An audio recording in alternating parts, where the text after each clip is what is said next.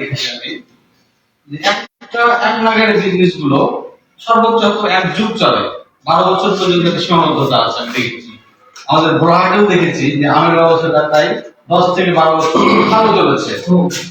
তখন মানুষের যারা আমের ব্যবসায় করছেন তাদের মেয়ের সঙ্গে বিয়ে দেওয়া খুব ঝামেলা হতো, বিয়ে দিতে না দেওয়া হয় গভর্নমেন্টের বেটি। আমি ওটা বলতে পড়েছিলাম।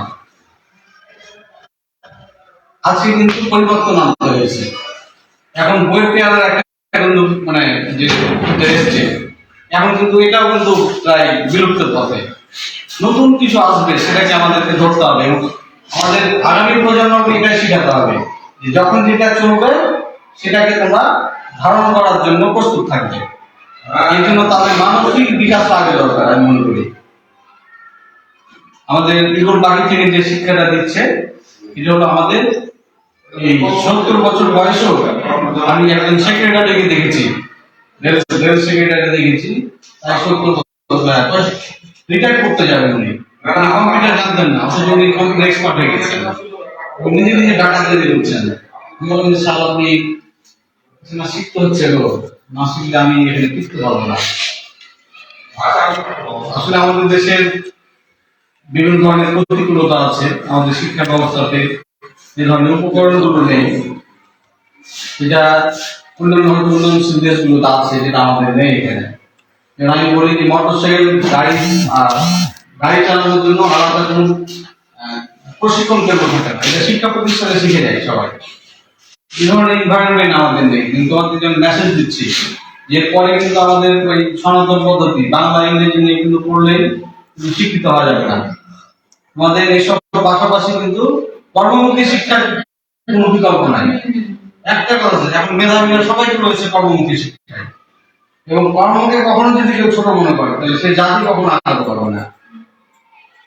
বর্তমানে রাজনীতির মধ্যে একটা পরিবর্তন ঘটেছে, মানে যারা করাপ্টেড দুর্নীতি করবে তারাও তাদের রাজনীতি করতে পারবে না। এ ধরনের একটা পরিবর্তন কিন্তু আমাদের মানসিকতার মধ্যে নিয়ে আসতে হবে।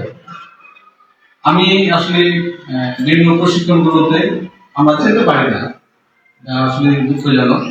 যদি এরকম সুযোগ থাকে আমাদের ইনভলভ করার জন্য, তাহলে আমাদের নামের তালিকাগুলো যেন কর্তৃপক্ষ পাঠায় নাই, তারপর আমাদের যদি এ ধরনের প্রোগ্রামগুলো যদি দেয় আমাদের জানা হলো।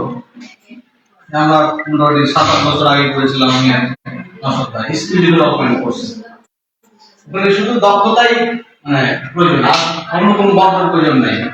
আমাকে চেয়ার টেবিল বানাতে হবে, কাজ করবো, চেয়ার টেবিল সবাই বানাবো। এই ধরনের মানসিকতা যেন সৃষ্টি হয়। আমার মা প্রায় 70 বছর বয়স, আমি 70 বছর বয়সে আমি দেখেছি ইউটিউব থেকে শিক্ষা নিয়ে তিনি হ্যান্ড ওয়াশ তৈরি করেছেন। 70 বছর বয়সে ইউটিউব দেখেছি আমি, যেটা সেগুলো চালু বলেন যে আমাকে ইংলিশ সমাধানের জন্য আমাকে এই অনুসারে দেখে দিতে হবে না, আমি সরাসরি অ্যাপসে যদি আমি চাই আমার অ্যাপ থেকে আমার সলিউশন বের করে দেবে। ম্যাথমেটিক্সের জন্য আর ম্যাথমেটিক্সের টিচারে দেখে দিতে হবে না। এই ব্যবস্থা তো সহজ করে দিয়েছে আমাদের। এই শিক্ষাগুলো ছেলেদেরকে পৌঁছায় দিতে হবে, ছেলেরা মোবাইলে আসক্ত হবে। এই শিক্ষাটা যদি পেয়ে যেত তাহলে আমার মনে হয় জ্ঞান আসক্ত যেত না। আমার মনে হয় আসলে এই ধরনের প্রশিক্ষণগুলো আমাদের মেধা বিকাশে অবশ্যই গুরুত্বপূর্ণ ভূমিকা রাখবে, এবং সরকারের যে ভূমিকাটা শিক্ষা ব্যবস্থাতে, এটার জন্য যেন গাইড তৈরি করতে না হয়, আমাকে আবার গাইড করে এটার সমাধান করতে হবে। আজকে এই সৃজনশীলের গাইড দেওয়ার সাথে সৃজনশীলটা নষ্ট হয়ে গেছে। আমরা বই দেখি না, গাইড দেখে আমরা সমাধান করি, এটা কখনো কাম্য নয়। এই জন্য আমাদের ঘোড়া থেকে মানে শক্ত হতে হবে।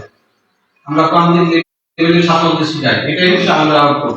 কিন্তু ঘোড়া যদি আমাদের দেশটা যদি আলাদা করে দেয়, শক্তিশালী করে দেয়, আমার মনে হয় সহজ হবে আমাদের ইমপ্লিমেন্ট আছে বাস্তবায়নে।